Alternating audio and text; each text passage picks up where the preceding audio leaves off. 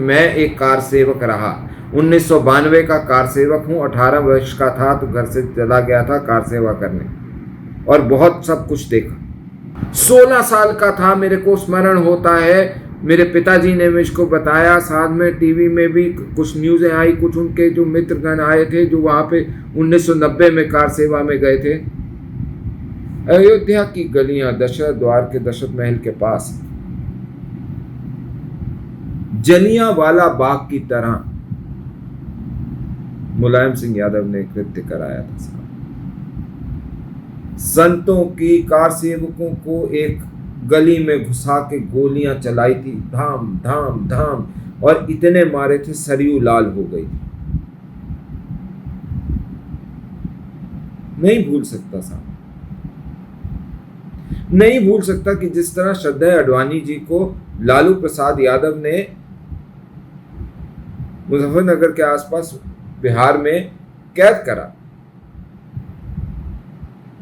वहां से उस टाइम रात को हम लोग भागे और तब जाके पंडित जी मुरली मनोहर जोशी जी के साथ मिले उनके जत्थे में। और मैं पंडित जी की भी कमाल मानता हूं कि पंडित जी ने ये ध्यान नहीं दिया कि हम कहां से, उनका लक्ष्य था सिर्फ पहुंचना वहां। कहीं मल पड़ा हुआ है, मूत्र पड़ा हुआ है, कहीं गंध है, कुछ है, पंडित जी ने कोई कोताही नहीं, कुछ नहीं। उनका एक ही विजन था कि वहां विवादित ढांचे पे पहुंचना, और वो पहुंचे। जिस तरीके से रथ यात्रा में वर्तमान प्रधानमंत्री नरेंद्र मोदी लगे हुए थे संयोजक की तरह, उस समय किसी ने सोचा नहीं था कि देश के प्रधानमंत्री बनेंगे, लेकिन ये जरूर सोचा था कि ये व्यक्ति कितने अच्छी तरीके से संरचना कर रहा है विषय की। आखिरी कार सेवक ने, कार्यकर्ता जो उस राम जन्मभूमि यात्रा में था, जब तक भोजन नहीं कर लेता, जब तक उसको संभल नहीं कर सकता, तो उस संयोजक जो आज हमारे प्रधानमंत्री हैं, जब तक वो बाहर नहीं होते, सोते नहीं थे। मोहम्मद साहब जब उसकी एक्सकवेशन करते, मोहम्मद नहीं, जो भारत के पुरातत्व विभाग में काम करते थे, उन्होंने जब काम देखा खान साहब ने, तो उन्होंने जब ये खंबे मिले, सब कुछ मिला, वो बताया था, लेकिन जिनको बताया था उनको इससे आपत्ति थी कि राम मंदिर का पुनर्निर्माण हो सके और वो विवादित ढांचा वहां से हटे, क्योंकि वोट बैंक जाता था साहब। जहां मेरे भगवान श्री राम का जन्म हुआ, रामलला का मंदिर, वहां पे मस्जिद थी। सोचिए, ईद के दिन जहां मेरे रामलला का मंदिर था, वहां मेरे रामलला के ऊपर जहां मस्जिद, वहां बैठ के क्या क्या खाया होगा पता नहीं। राम के नाम के ऊपर घृणा क्यों? ये जो यहां पे जितने मुसलमान ठेकेदार बने हुए हैं, मेरा उनसे सीधा सवाल है, साहब आप ये बताइए कि आपका कौन सा पुरखा अरब था?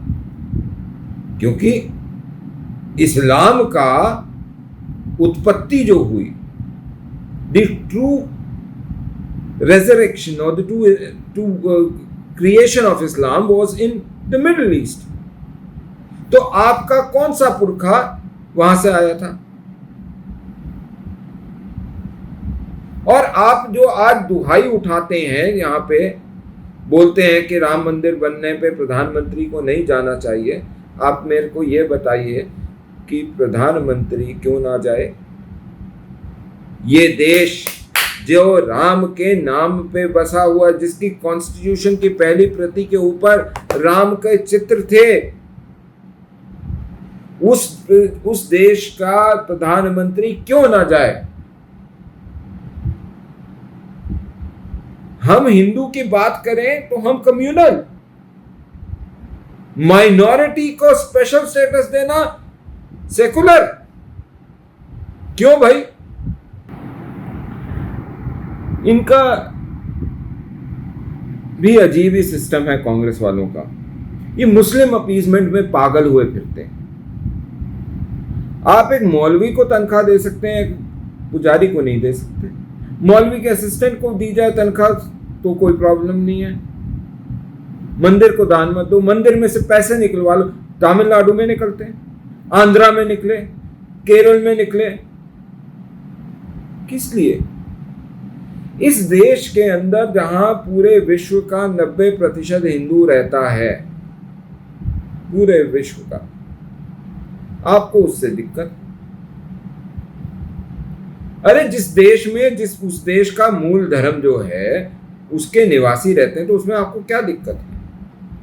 आपको उसमें सेकुलरिज्म का ठप्पा लगवा दिया, हमने वो भी बर्दाश्त कर लिया, क्योंकि हम जानते हैं कि देने वाला बड़ा होता है। लेकिन आप क्या करते हैं?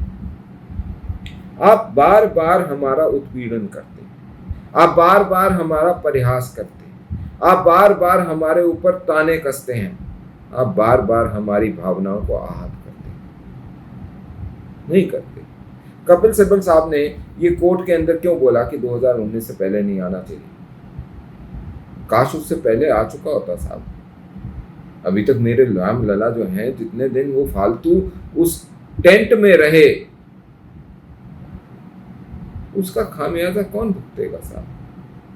वो हम कार सेवकों के दिल पे एक दर्द है कि मेरे राम लला जो इस जग के पालनहार हैं, जो मर्यादा पुरुषोत्तम राम हैं, जो दशरथ नंदन राम है, सिया के राम हैं, उनको टेंट में रहना पड़े। क्यों?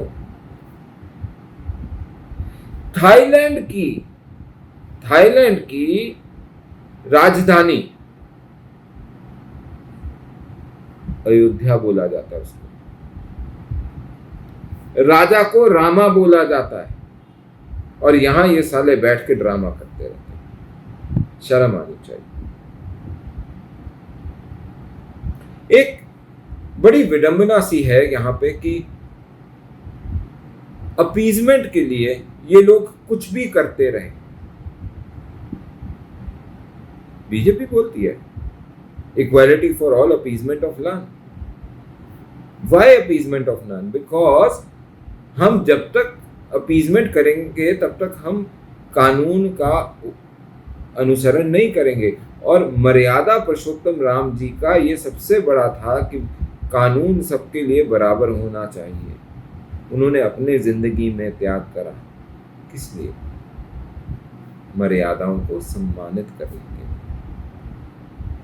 तो ये भी एक पक्ष है जिसको आपको याद रखना चाहिए जब राम मंदिर बन रहा है। अब आइए आप आगे की बात करें।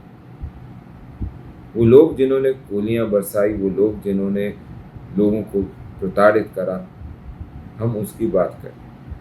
हम उसकी बात करें कि जब 2002 में कार सेवा करके वापस जा रहे थे तो उनको एक रेलगाड़ी के डब्बे में बंद करके जला दिया जाता है। 52 लोग। और हम उसकी भी बात करें कि जिस प्रकार से ये बार बार प्रताड़ना हमारी होती है, क्यों हो रही है? ये महाराजा रामचंद्र जी का भव्य मंदिर बनेगा। ये भगवान राम का भव्य मंदिर है। ये मेरे रामलला का मंदिर है। ये कोई सर्वधर्म सम्मान की जगह नहीं है। तो इसको किसी भी हिसाब से कोई भी राजनीतिक, गैर राजनीतिक कोई भी व्यक्ति इसको सर्वधर्म सम्मान की जगह ना बनाए। सेकुलरिज्म का परिचायक नहीं है। ये आस्था का, हिंदू आस्था का परिचायक है। हिंदू धर्म के अंदर अलग अलग पंथ बने, चाहे वो सिखिज्म है, जैनिज्म है, बुद्धिज्म है, उसके अंदर ये सारे सनातन, आर्य समाज, ये सारे उसके पंथ, उसमें कोई दिक्कत नहीं। हमारे यहाँ पे कोई जात पात नहीं होती। जात पात इसलिए नहीं होती क्योंकि हमारे यहाँ जो वर्ण व्यवस्था थी वो कर्म के ऊपर आधारित थी। आप जैसा जैसा कर्म करते हैं उसके हिसाब से आप उस श्रेणी के हैं। तो आप जन्म से एक श्रेणी के हो गए ये नहीं, वो आज बन गया है, वो अलग विषय है। लेकिन कुछ लोग इसमें ये जो कह रहे हैं ना कि ईसाइयों से मुसलमानों से मट्टी मंगवा के डलवाएंगे, साहब नहीं चाहिए, हाथ जोड़े आपके, ये आप अपने घर में मट्टी डलवाएं। क्यों मैं मना करता हूँ उसकी वजह, मुसलमानों में ईसाइयों में मट्टी डालने का मतलब ये होता है किसी की अंत्येष्टि में जैसे हम सामग्री डालते हैं, हम लकड़ी देते हैं, वह हम लकड़ी देते हैं, वो मट्टी डालते हैं, साहब नहीं चाहिए। मेरे भगवान राम के मंदिर में कोई मट्टी नहीं डालेगा साहब। एक और चीज, हमारे को ये चीज भी आज समझनी चाहिए कि हमारे यहाँ क्या हुआ। ये जो 3.5 लाख लोग मरे इस मंदिर को स्टैब्लिश करने के लिए, 500 साल से ऊपर की जद्दोजहद रही। बाबर कोई हमारा हिंदुस्तानी नहीं था साहब, बाहर से आया आक्रांता था, आया लूटा और गया। बाबर को तो कहीं पे ये भी नहीं पता था कि ऐसी बाबरी मस्जिद बनी है, वो तो उसके किसी गुर्गे ने करी, नाम बाबर का ठप्पा लगा दिया बाबरी मस्जिद, क्योंकि एक आइडिया था, फिलॉसफी थी कि वहां के कल्चर को खत्म करा जाए। खैर, एक और बात आपसे करना चाहूंगा और वो ये है कि राम मंदिर का वजह क्या है, राम मंदिर की मूल आस्था आपको क्या सोचनी चाहिए। राम मंदिर की मूल आस्था is the cultural nationalism awakening, और आपको ये याद रखना चाहिए कि हमारे ग्रंथ, हमारे वेद, उपनिषद क्या कहते हैं, क्यों कहते हैं, उसके ऊपर अध्ययन करना चाहिए। मेरा आप सबको एक छोटा सा उदाहरण देता हूँ। किसी की मृत्यु होती है तो हमारे यहाँ गुरु पुराण का पाठ रखा जाता है। मेरा सिर्फ लोगों से इतना सा अपील है कि एक बारी भगवान को साक्षी मान के, उनसे माफ़ी मांग के इस गुरु पुराण को, नेट पे भी अवेलेबल है, पढ़ें। आपको ये साइंटिफिकली पता लगेगा कि हम लोग कितने एडवांस थे। हम ये उसमें लिखा हुआ है कि किस समय पे कितना गर्भ धारण क्या क्या हो सकता है, गर्भ में जो एम्ब्रियो है वो किस तरीके से उसकी मूवमेंट है, क्या आकार रहेगा। उसमें ये लिखा हुआ है कि आप कंसेप्शुलाइज कैसे करते हैं, क्या पद्धति हो गई। वो आप में ये लिखा हुआ है कि आपके शरीर पे कितने बाल हो सकते हैं। आप उसको पढ़ के देखिए, ये साइंस पर आधारित है और आज हम वही कर रहे हैं।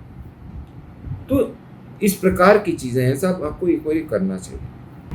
मैं आखिरी में सिर्फ इतनी बात आपसे करना चाहूँगा कि एक बहुत बड़े जद्दोजहद के बाद, एक बहुत बड़े समय के बाद, 550 साल का समय कोई कम नहीं होता, इस विवाद को सुलटाया गया है और आज राम लला का जो मंदिर है वो बनने जा रहा है।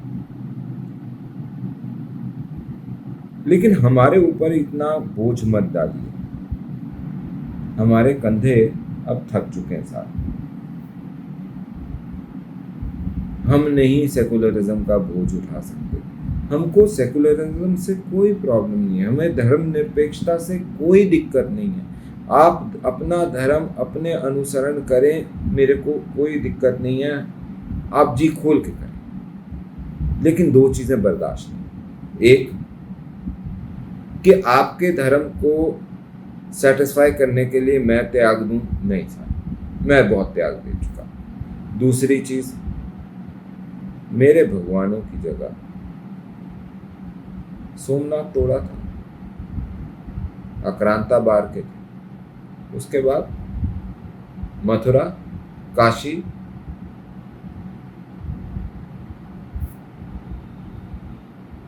मेरे भगवानों के लिए एक ही जगह होती है, हमारे मंदिर। आप तो सड़क पे भी बैठ के पढ़ लेते हैं, हमारे यहाँ भगवान का घर होता है मंदिर, उसमें प्रॉपर उनकी प्राण प्रतिष्ठा होती है, उनको स्थान दिया जाता है, उनको नहलाया खिलाया सब कुछ करा जाता है। सर्दियों में गर्म कपड़े, गर्मियों में उनको ड्रेसेस वगैरह सब करते हैं। तो मेरा इतना सा है कि ये जो हमारे भगवानों के घर हैं, अब मथुरा में कृष्ण जी का जन्मस्थली है, उसके ऊपर मस्जिद बना हुआ साहब, क्यों? मैं तो नहीं बोलता कि किसी मक्का के ऊपर जाके, मक्का शरीफ के ऊपर जाके कोई बनाए। तो ये जो हुआ है इसको आप सुधारें, समाज में अवेकनिंग हो तो अच्छा है। हमने शांतिपूर्वक न्याय, यथास्थान के न्याय के हिसाब से एक पूरी लड़ाई लड़के इसको जीता, कानूनी तौर से जीता। और हम कानून का सहारा लेके अपने मंदिरों को खाली कराना, अपने आस्था के स्थलों को खाली कराना जानते हैं। सिर्फ इतने से आग्रह है कि ये जो प्लेसेस ऑफ वर्शिप हैं, इनके ऊपर जो इलीगल ऑक्यूपेशंस हैं, इनको हटा दिया जाए।